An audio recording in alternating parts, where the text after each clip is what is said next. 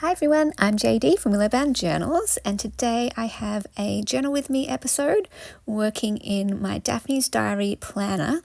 I don't use it as a planner though, I use it more as a memory journal, which was inspired by Tiffany Julia. She shared a video about how she used one of her Daphne's Diary planners as a memory journal, and I basically just write down what I did each day in a list format. So I use little star points instead of bullet points because I love stars. And then I use it to add all my photos from the year. So every month or so, I transfer my photos from my phone over to my laptop and I arrange them into a Word document that I print out. And so I get these pages like this, where I just cut out all of the images and find places to stick them into my journal. So it sort of becomes like a photo album. And I do like just having this one place, this one designated journal for all of my photos throughout the year, so I can just flip through it and be reminded of all the things that I did in that year. So I am just to flip through to the page spread that I am working on now. And I'm going back in time a bit, so I actually have a lot to catch up on, and so I'll be working over multiple pages, going back and forth as I stick in all of these various photos that I have. So for this page, it's very colourful. This is one of my favourite pages from the Daphne's Diary planner with all the rainbow flowers and things. So basically, I am documenting, first of all, a party that I went to with two of my friends. We had a Bridgerton party. It was so fun. So what we did was dressed up in some fancy dresses, and we watched Bridgerton while we had a delicious feast of sandwiches, cakes and cupcakes, and we had a snack platter with cheese and crackers and salami and strawberries and chocolate and all that kind of thing. So it was just really, really lovely. I've got a photo there of all of the food before us, and yeah, it was just so fun. Now, some of the photos I haven't included just because they've got other people's faces, so off camera I stuck those in later on, and then I just cover those up with a paper clip later on just to protect people's privacy. But yeah, I do have a photo later on that I stick in of me standing with my two friends. So that was just a little bit of fun, and we're planning to have a Queen Charlotte watch party at some point as well. Queen Charlotte was one of my absolute favourite TV shows, not just from Bridgerton, but as a standalone TV show series. It's just one of the most beautiful shows. I remember at the start I was just like, what is happening? I don't get what's going on. I was a bit confused, and by the end though, you just journey with these characters, and it was just so beautiful. Like, I cried in the final episode. It was just so touching, so moving, and just the life lessons and just the beauty of it, just so heartwarming. I recommend Queen Charlotte as a wonderful show to watch.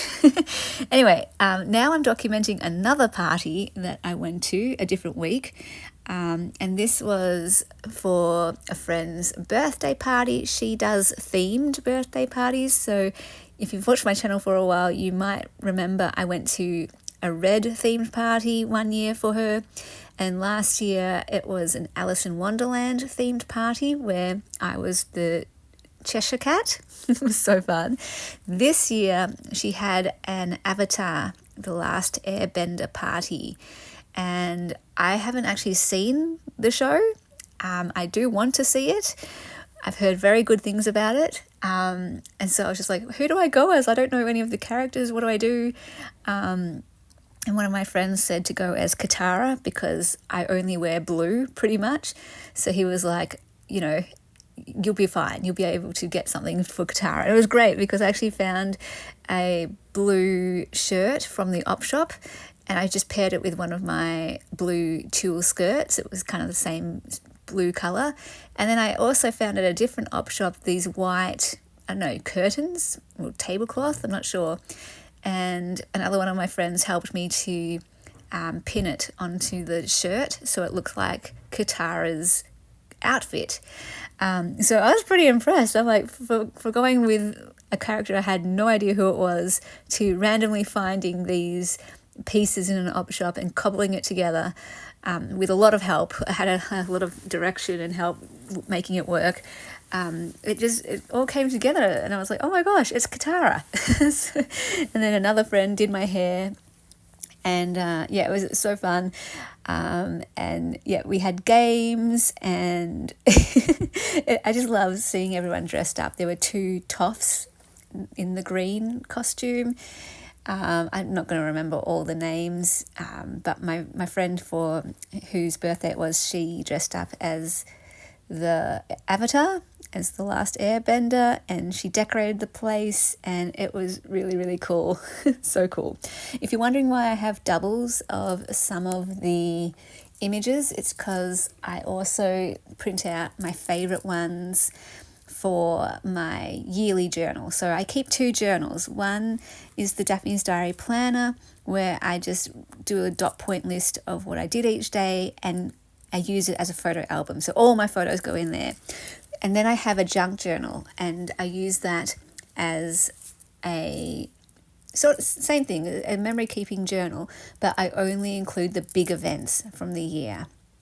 So it's not a daily journal. I use the Daphne's Diary as a daily journal, and my junk journal I just use as an overall yearly journal with the main events. And I tend to only journal in that one once a month, and just each month I will document the main events for that month.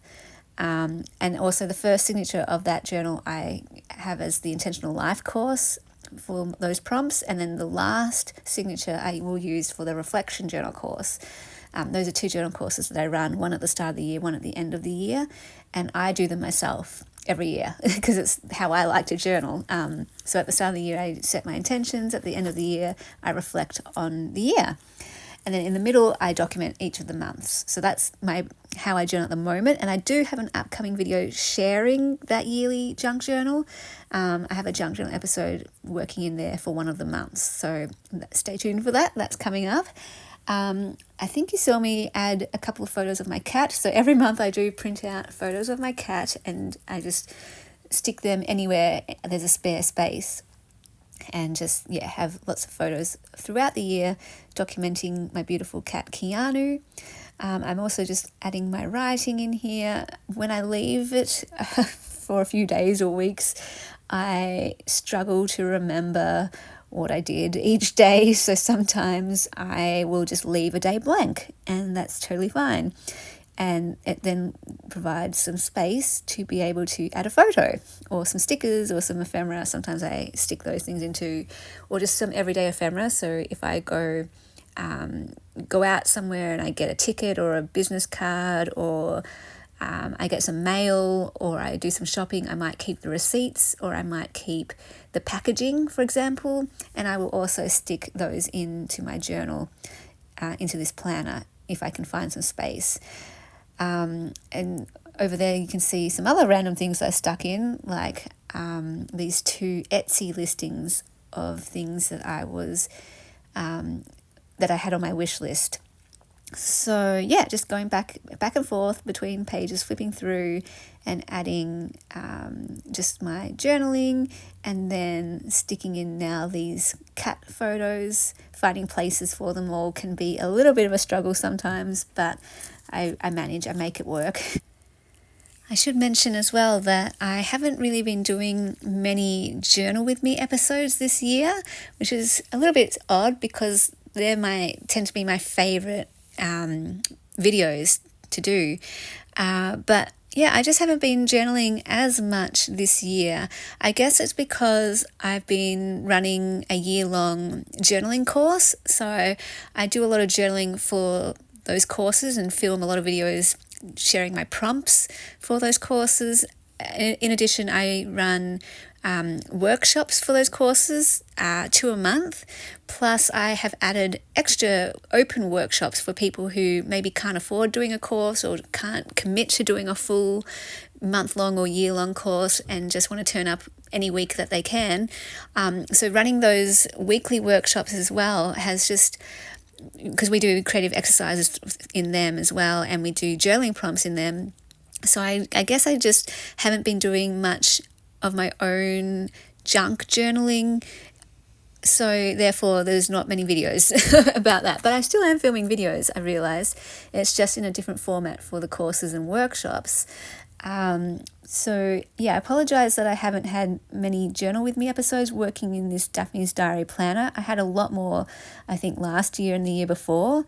But I guess another thing is because I am filming so much for the courses and the workshops, I just, when I want to sit down to journal for myself, I just don't want the camera on. I just want it to be for me, for my own, relaxation. Journaling for me is a relaxing thing to do. It's something that I do for my own well-being. And sometimes I just don't want to have to film the process and think about what I need to say or do a voiceover. I just want to do it for my own self, to enjoy it on my own, having some quiet time, some solitude and some crafty, creative time for myself. So yeah, that's kind of just how it works. And I'm doing what works for me for my own well-being and enjoying the journaling as it is this year. And we'll see what happens next year. But here now I'm going back and documenting the holiday I took to Maui for a week with my sister and nephew. So I printed out a whole bunch of photos from that holiday. And starting from the beginning, we went to Kitten Vintage Maui, which I did a walkthrough of that shop on my channel. So fun. Love, love, love that shop, and can't wait to go back there again. Here's a photo of my nephew's fife that he got from Kitten Vintage Maui. So very cool. I was talking about how, in a previous video, how I wanted to see if I can find one for myself, because along with the piano, the flute is my favorite instrument, and I used to learn flute, but then I stopped. So I would love to pick it up again at some point, but it's just a hassle, taking it out of its case and putting it together and cleaning it and undoing it and putting it back in its case. So I thought the fife would be so much cooler because it's just a one-piece instrument and you can just put it on a shelf, pick it up and play it. So yeah, I've been looking into the fife and I've been researching. There's plastic ones, there's wooden ones, there's metal ones. So I am looking for a silver tone fife, and just constantly checking eBay because you never know what you'll find there. Also checking for secondhand flutes actually. Because I just love having my piano. It's just, even though I don't play it all that often, I love knowing it's there because sometimes I just need to play piano. Sometimes it's just so soothing. No matter what's going on, I can just close my eyes, play piano, and it's like everything is calm. So I do love knowing it's there. So kind of same thing with the flute. And one day I would love to get a guitar again. I used to learn guitar as well. That was a little bit more difficult because it's a bit of a larger instrument, a bit harder to store. I just think about space because my room is very, very full, and I am very, very, very selective about what comes into my space. Now I'm cutting out some images of some of the locations we went to while we were in Maui. Within walking distance from the little Airbnb we stayed in, there was a lookout at the beach. So we went there a couple times and that was really fun to walk there. But the highlight of the whole trip, for me anyway, was going to, I think it's called Broken River, where you can see platypus. And we were hoping to see them, and so excited. We saw so many. I mean, my goodness, we saw at least 4, maybe 5 or 6, because you can't tell if it's the same platypus coming out of the water. But At one point we saw two, and they were just having fun swimming around constantly. So it was really fun watching them. And then we went to a different part of the river, and we saw one. I don't know if we saw one or three. We definitely saw two, because one was a little baby, but one kept swimming back and forth. So it could have been the same one, could have been a different one. It was amazing. It was so amazing. I'd been there about 2 weeks prior to that, and that was the first time I saw the platypus. It was just amazing timing. There's a whole story. So it was great because I'd gone 2 weeks before. I knew the place to go. So I was like, okay, at 4:30, we need to go to this place under the bridge, because that's where we saw them last time. But it was amazing because before we went to the bridge, we saw those two just playing in a pool. And then at 4:30, I'm like, okay, let's go to the bridge. And I explained to my sister and nephew, okay, so last time I was here, they came from this end and they went down there.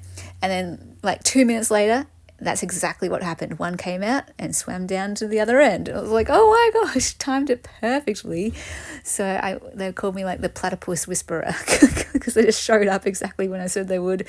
It was amazing. So I got these photos here. There's the one below. You can see the two of them at the pool, and then the other one of the single one that was at the bridge, under the bridge. So it was pretty spectacular, and I was so glad that my sister and nephew got to see them. Just one spotting would have been fine, just seeing one, but we got to see so many. It was absolutely amazing. They also saw turtles. There are a lot of turtles, and they were doing that thing where it's like, oh, it's okay, we saw turtles. If we don't see a platypus, it's fine. It's still really pretty. It's a pretty walk. It's a pretty river. There's a pretty waterfall, and we got to see turtles. That's what my sister was saying. She was saying to herself. But then, we just got to see so many of these platypus. So it was amazing. It was truly, truly amazing. It's such a highlight. I do actually have some footage later on that I plan to share on my channel, so you can see them yourself swimming in the river. And I have some footage of going to various lookouts and walks through forests and things like that. So hopefully I'll get there eventually and film a few Willow Princess videos coming up. So I have these, what are they called? Middle pages with the Daphne's Diary Planner. They have these little insert pages between every single week. Most of the time I rip them out because I don't like chunky journals, so I just rip them out. But every now and then when I have a lot of photos to add, that's what I use to add all the photos. So it really does become more of a photo album. So that's really handy, having that option to stick them in here. One of the other things we went to do was a sky window walk. It was a very short walk, but really, really pretty. It was one of my favorite places that we went to as well, where it's, I don't know how to explain it. You're on the side of a cliff, on the side of a mountain, and it's just dense forest. So there's no rail or anything. But because the forest is so dense, there's not really a chance you're going to fall. You're not going to fall very far, even though you're up really, really high. And so you just keep walking along this, the edge of the cliff, basically. And so you get this entire way that you walk. They call it this sky window, which is so true. It's a sky window. It was really cool. And there is a little lookout spot as well, where there's a railing, a little deck type thing as well. But I just enjoyed the sky window walk, where there's no rail and it's just forest, and you get these peaks of the view in between the trees. It was really spectacular, because usually I'm terrified of heights. Usually something like that, anything that has the word skywalk, I'm terrified when you're up high. But I think it was because, I don't know, the forest was just so dense that I wasn't afraid of the big drop. When the other skywalks, I think it's because they're on bridges, and so I don't like bridges when they're really super high. just the idea that the bridge might fall. Like, and you can look down. I don't like the bridges where there's slats in between and you can see between. So as you're walking, you're looking down and you can see the drop. Whereas this one was fine because, I don't know, it was, you're walking on a path on this mountain, so you can't look down, and I feel safer walking on a mountain than a bridge for some reason, I guess, because there's actual land beneath my feet and not some wooden slats with holes between them. Even stairs, I don't really like going up tall stairs where you can see through the gaps. Oh, that's terrifying, so terrifying. Yes, heights is one of my biggest fears. I cry if I'm on a really high bridge or going up some stairs, really high stairs. I'm in tears, literally I'm crying. So it's not very fun, and kind of shaking, and I go a bit numb, and it's not a pleasant thing for me. I challenge myself sometimes. I have gone on a giant swing before. I have gone on one of those theme park rides. So I have done some of these things. I've climbed over high bridges before. I just don't enjoy it. So it's good for me to know, because the most recent time I went on a theme park ride at our show, our local Bowen show. And I was like, yeah, I'll go on that. I went on the tamest one. I was like, okay, I'm going to do it. I'm going to be brave. I went on the tamest ride. It was the lowest of all the rides. And as soon as it started going up, I instantly regretted going on it, because I just felt my stomach drop, and I knew this was going to be terrible. And it was, well, there's no option now to get off. You're on now, it's going up. But it was terrifying. I didn't enjoy it one bit. There was not one part of it that I enjoyed. So it was really good for me to know, because I know I can do it. I did it. I went on the ride and I faced my fears, but there wasn't a single second that I enjoyed that ride. So I know I can do it. So whenever I get offered again, do you want to go on this ride, or do you want to go on this gondola thing, this sky gondola? I'm like, look, I know I can do it. I know I can push through my fears, but I also know I'm not going to enjoy it. This year when the Bowen show came round and I saw all the rides, I was just looking at them going, that seems like the least fun thing in the universe to do, personally. So yeah, it was a good learning curve for me to know, there's no point in me doing something that I'm just not going to enjoy. Anyway, that was a side tangent. So here, this is a lamp. It's the latest thing on my wish list. I'm thinking of maybe getting it for myself for my birthday this year, or maybe for Christmas this year, because I always get myself a present every year. I saw it on Kitten Vintage Mackay's website, on the Instagram, and I was hoping to see it in their shop when I went to Mackay, but it was already sold. But I found it online where I can get it, and isn't it stunning? It's just a me lamp. It's blue, it's glass, it's butterflies. It's got an ode to the chandelier. My dream is to have a chandelier lamp or light. I just don't think it's feasible at the moment with a cat, and the dust and the maintenance, and finding globes for it is a little tricky. Chandeliers having multiple globes. So I think this one for now, it will be a stunner. And I've got a little side table next to my bed with the perfect spot to put a little lamp. So it'll be like a reading light while I'm in bed, but my side table is also part of my desk. So it'll also be a great desk light. There's 3 different sizes, small, medium and large, and I wasn't sure which size to get. My sister said to get the small one, because my side table isn't really that big. It's just this narrow gap between my bed and my desk. So thinking the side one. I used to have a touch lamp when I was a kid, and I was thinking about getting another touch lamp, because I really do love touch lamps. I love the fact that you don't have to find the switch. Where's the switch to turn it off? You can just touch it. It's so easy. Love it. And touch lamps are really pretty, but the touch lamp is quite small. So I think the smaller size of this lamp matches the size of a touch lamp. So I think that will look very pretty. But still looking into it. Not sure when I'll get it. But my plan is to get that at some point. Just putting in some more images of my cat, and I'm wearing my Psychology in Seattle jumper. that my sister gave me for my birthday one year that says, "My cat wants to chime in." It's something that Kirk would say on his channel. And my cat likes to chime in too. He often meows. My cat is very vocal. It's so interesting. Different cats have different quirks and personalities. And my cat is super vocal. He's got so many different noises that he makes, and I know what each noise means. Like, he's got his meow when he wants to be let out or let in somewhere. He's got his meow when he's hungry. He's got his meow when he's angry. He's got his meow when he says hello. And then he's got his meow when he's chatting to you. Sometimes he'll meow and then you can meow back, and then he'll meow and then you meow back, and he'll go on and on and on. It's so fun. Then he's got his upset meow, which is more like a low meow, like a growl. So he's got so many meows. It's really nice having such a chatty, vocal cat. And it's especially handy when he wants something.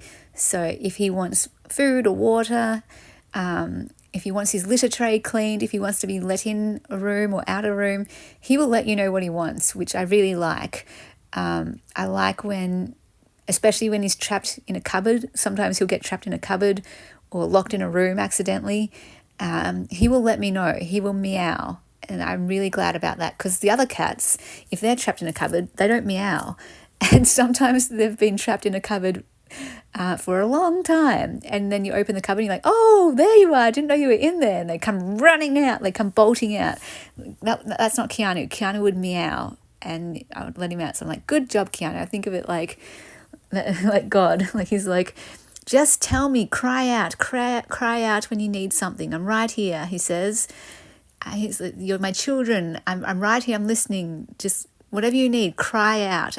Because so often I think, and lots of us can think, "Oh no, I don't want to interrupt, or I don't want to bother God. I don't want to be a nuisance or a burden to God." And so we will just stay silent and we'll just suffer in silence. But with the Bible, you see people crying out and God responding. So it's like, okay, I'm allowed to cry out. And so my cat teaches me so many lessons about God, so many faith lessons.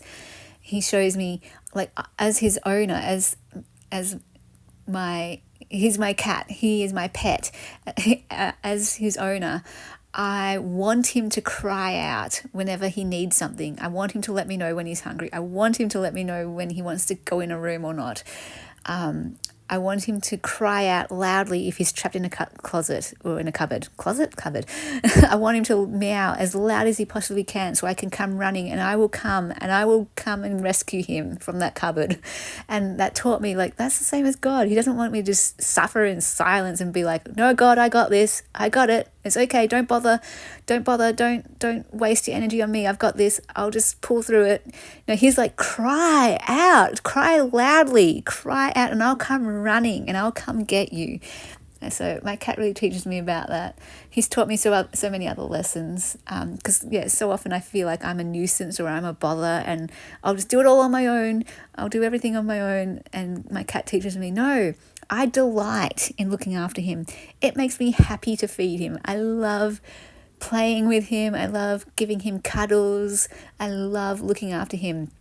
So same, God delights in being able to look after me, and I have to be, humble enough to let him look after me, because so often I'm like, "I got it, God. I can look after myself. We're all good here." But I love looking after my cat. I love, going out of my way to do things for him. So I need to give God the chance to do that for me too. Give God the chance to go out of his way to look after me, because he delights in it. He takes pleasure in looking after me. And when I can make my cat happy, that gives me so much delight. So I don't know. There's so many other lessons. I could write a book. Maybe one day I will. Lessons from my cat, and just put together a little book with each page is just a little lesson about what he teaches me about faith and God and my relationship to God. So that was another bit of a tangent, but I hope you enjoyed this Journal With Me episode, and I'll see you next video. Bye, guys.